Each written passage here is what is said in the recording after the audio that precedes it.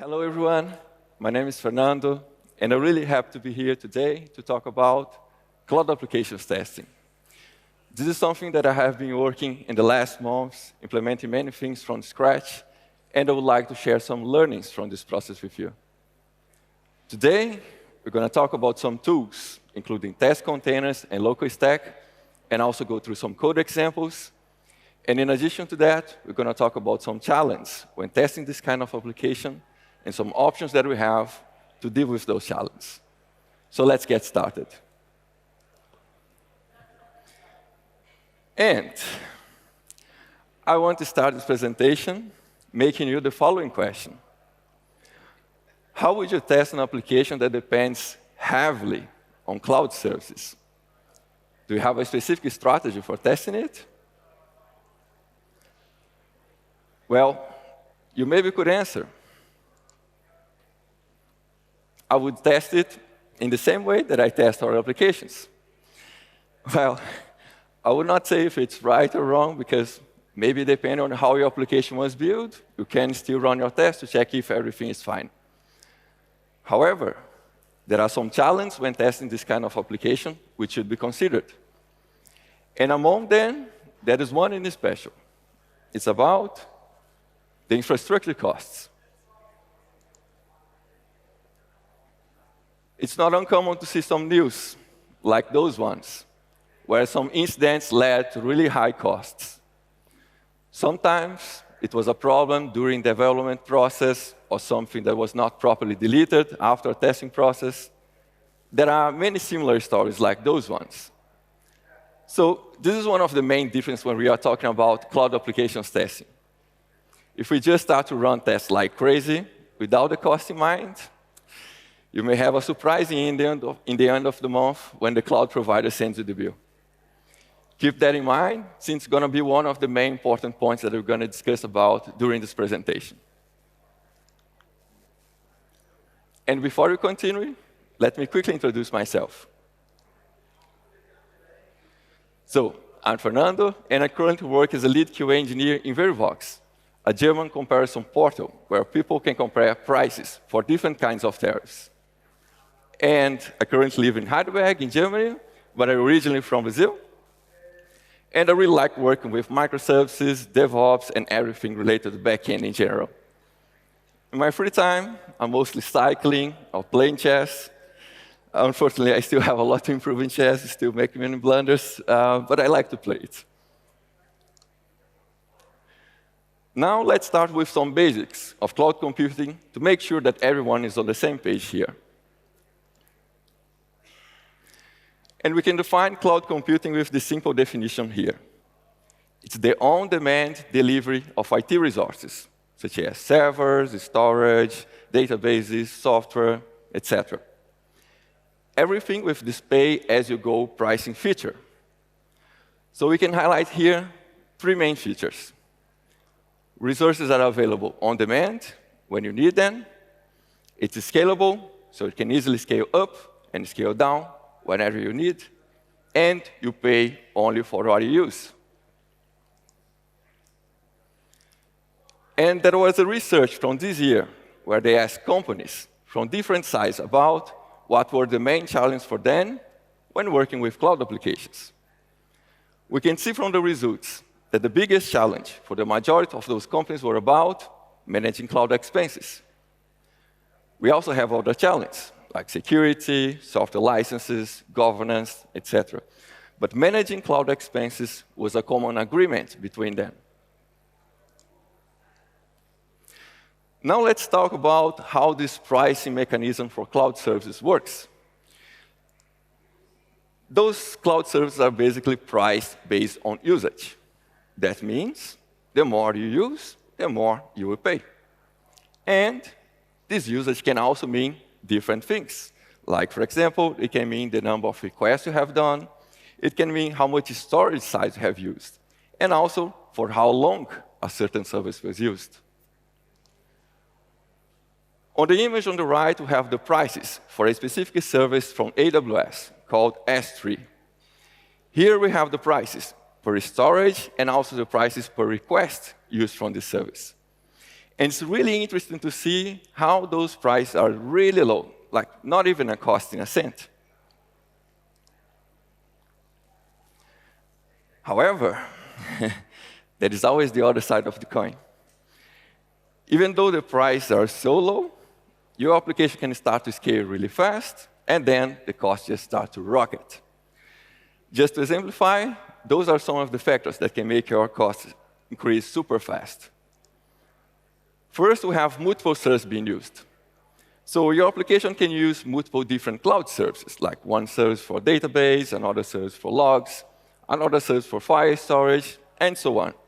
So your costs will be the sum of the costs of all those different services being used. Second, we have multiple tests. So you can have multiple tests part of your solution that in some way will touch or use some of those cloud services. So your cost will also be multiplied by the number of tests that do it. Third, we have multiple test executions. So depending on how you have configured your CI/CD process, those tests can be executed multiple times per day. And that will also multiply your cost in the end. Fourth, test environments. So you may need to have some virtual machines where you can deploy your application and run your tests against it. And that will also imply some costs. And last but not least, other hidden costs. For example, networking. This is something generally very expensive, but most people don't take that into consideration. So now that we understood how this pricing mechanism works, the question is, what are the options that we have to deal with this challenge, right? And when we are talking about cloud applications testing, we have mostly three options. The option one is to simply use the real cloud services. So you are going to test and use those cloud services just like your application does in production environment. The second option is to use mocks. So any kind of dependency that you have with cloud services will be mocked. And third, you can use some tools to emulate the behavior of the real cloud services. Each one of those options have their pros and cons, and that's what we are going to see now in more details. For the first option of using the real cloud services, we have as advantages. You can get a high test confidence, detect configuration infrastructure issues, and get real-world performance insights since you are using and those cloud services just like your application does in production environment. On the other side, as disadvantages, we have the high cost that it implies, right? And you probably need to have in place some cleanup strategies for the different test results that generally you need to create to make it happen. And a slow feedback loop, since you generally need to deploy your application and set up all the proper integrations to check if everything is working as expected. For the second option of using mocks, we have as advantages. It's totally free, right? We don't pay anything to use mocks, right? You have a fast test runtime, since you don't need to wait for some external dependencies. And your tests are generally better isolated and more deterministic for not having so much influence from external factors like networking, timeout, etc. As disadvantages, we have the low confidence that it brings, since we will not be able to properly replicate 100% the behavior of the real cloud services, and also the effort to properly keep all those different mocks up to date. For the third option of using some tools to emulate the real cloud services, we have as advantages. In general, the emulation of the cloud service works quite well. It's quite flexible. It works locally and also in your CI/CD. It brings a higher confidence than mocks. And for most of the services that generally you want to emulate, it's just totally free. As disadvantages, it's still an emulation. So some differences to the real cloud services is something that can still happen. And depending on how your application was built and how many different cloud services you are using, your setup and configuration can be a bit complex. And during the rest of this presentation, we're going to focus on this last option right here. We're going to see some tools that can properly help us to emulate those cloud services and get us the benefits from this last option that we just talked about. But important thing to mention is that you can actually choose more than one option right here. You can have some tests that use real cloud services, some other tests that use emulated cloud services. But today, we're going to focus on this last option right here that I think is the most interesting one to everyone here in the audience. And now, let's talk about test containers and LocalStack that are going to be used together here to achieve our goal of creating a better test strategy for cloud applications. LocalStack is a free and open source tool that is able to emulate cloud services. And it's quite flexible. Like you can think it as your own personal cloud running just for you. It works in your own computer. It works in your CI/CD. Quite flexible. And another important point to mention is that right now it works specifically for AWS services. But for other cloud providers, we still have other alternatives. And another interesting thing is that LocalStack is currently working to support Azure. So basically, LocalStack will be able to properly provide emulation of cloud services from different cloud services. So that's something very nice. And some advantage of using LocalStack is that you don't need to worry about setting up multiple test accounts, cleaning up resources, or constantly monitoring how much you are spending. Everything will come out of the box for you when using LocalStack. Another interesting thing is that LocalStack is very transparent regarding how good are the emulations that they have in place. They provide information from the tests that they use to test those emulations, and they even give a ranking to the support level from those emulations. So here, 5 stars means it's a full coverage with a guarantee that all the tests will pass, and 1 star is something experimental, which is not very reliable, right?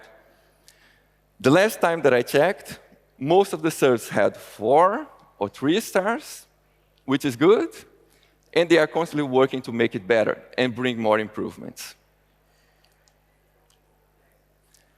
Now, let's talk about test containers, which is a very different tool, but can integrate really well with LocalStack. Testcontainers is also a free and open source tool that is able to provide you any kind of dependency that you need using containers. So any kind of dependency that you have, like, for example, databases, message queues, external dependencies, they can be delivered to you wrapped in containers directly inside your test code. We're going to see later how that works in practice. Don't worry. And another thing to mention is that test containers has many different official modules where they offer an easier integration and configuration to some popular dependencies. And one of those modules is LocalStack. Test containers also support many different programming languages. My examples will be mostly in JavaScript with Node.js, but you can choose the language that you prefer. And test containers is able to support us in 3 different phases of the test lifecycle: the setup, test execution, and the cleanup. First, in the setup phase, test containers will make sure of spinning up all our different dependencies using containers. Then, in the test execution phase, we're going to run our tests using those dependencies that are running those containers. And last but not least, in the cleanup phase, test containers will make sure of destroying and cleaning up all those different resources that were created for this test execution. Now let's see a bit of that in practice. This code here is in Java, and we have LocalStack being used together with test containers. And to look at its code, we're going to start with this first code block right here. We're going to initialize a LocalStack container. And this class LocalStack container is one of the modules from test containers. And as I said, those modules is a way for us to make easier the integration between those two different tools. The only thing that we need to provide in order to make this integration to happen is to provide a Docker image name that, as you can see here, we are providing this LocalStack 4.0.3.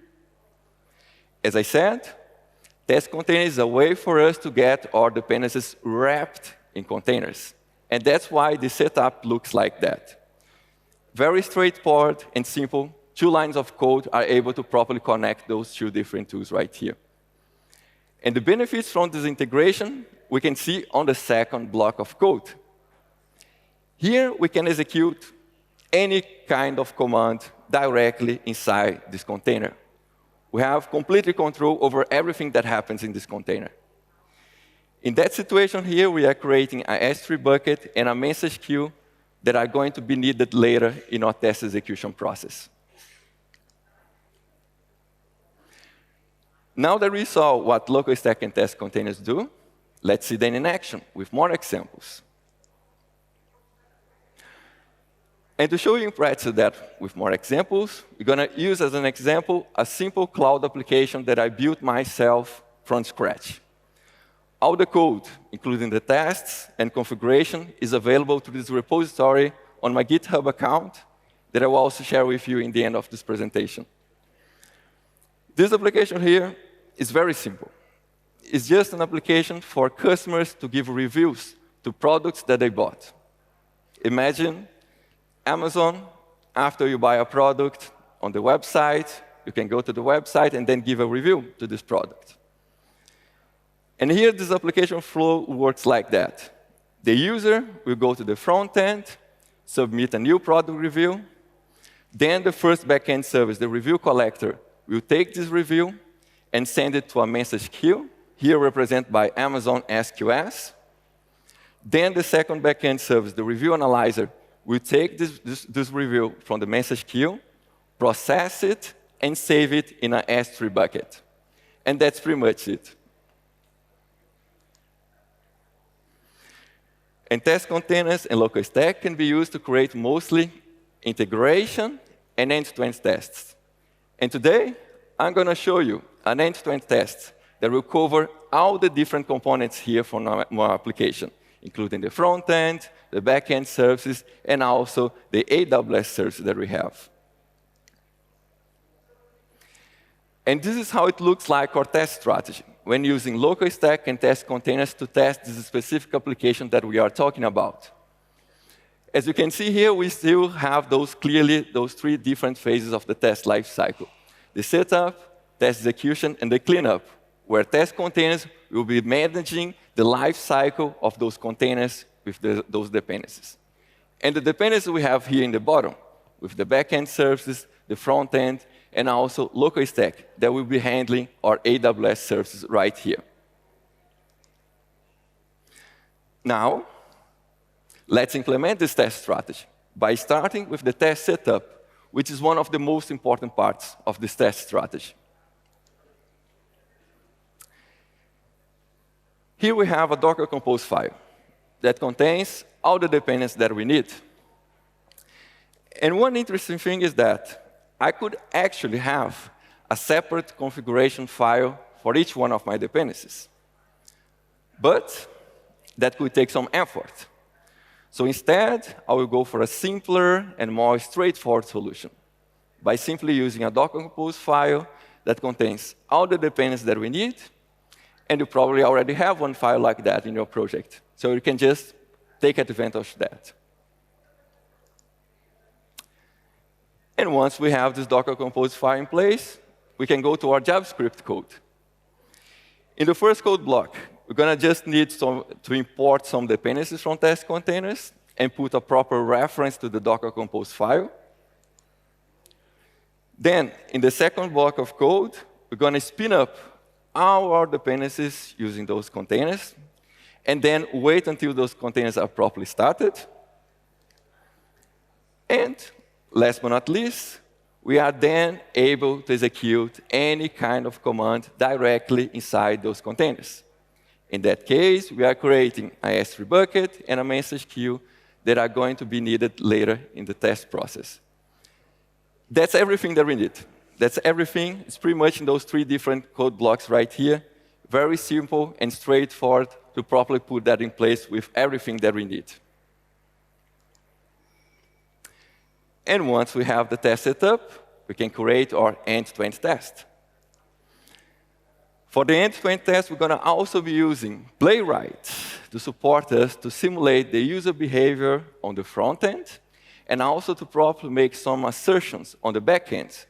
So then we are properly able to make sure that the whole application flow that we were talking about was able to execute as expected. And this is how it looks like our end-to-end test. If you are familiar with Playwright, you're going to see that it's not much different from a typical Playwright test, where you interact with the UI to simulate the user behavior. The interesting thing is that we are also intercepting the request that happens to the backend when we interact with the UI, because we are also, as I said, interested on to make sure that the whole application flow worked as expected. So we intercept this request, and also here in the end, we make an assertion on the UI to make sure that a success message was displayed to the end user. Then, in the second block of code, we're going to make some assertions on this intercepted request to make sure that we also got a success message on the back end. And last but not least, we have this last code block here, where we're going to do one last request to the second backend service to check if the review was processed and saved on the S3 bucket. And maybe you're going to notice here that we have a retry mechanism in place for this assertion, with this timeout and intervals, because the processing and push to the S3 bucket, this is an asynchronous behavior. So it can actually take like 5 seconds, 10 seconds, 15 seconds.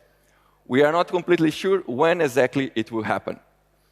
So in order to bring us more confidence and avoid some flake results from this test execution here, we have also this retry mechanism in place. And that's everything. That's pretty much our end-to-end test. Everything is pretty much in those 3 different code blocks right here, not much complicated. And with that, we are properly able to integrate 3 different tools here into our test strategy: Playwright, Testcontainers, and LocalStack. All of them working together to properly provide us a better test strategy for cloud applications. One very interesting thing is that we are properly able to test this whole application that we are talking about here without the need of deploying everything into a single environment. You can run it in your own computer, in your CI/CD, without deploying everything. That helps a lot to bring us a faster feedback and also bring some shift-left practices to our test strategy. And that's pretty much it that I want to share with you today. But before I finish, just a short conclusion and a few takeaways. So we saw today, when it comes to cloud application testing, there are mostly 3 options. Option 1 is to simply use the real cloud services. Option 2 is to use mocks. Option 3 is to use some tools to emulate the behavior of the real cloud services.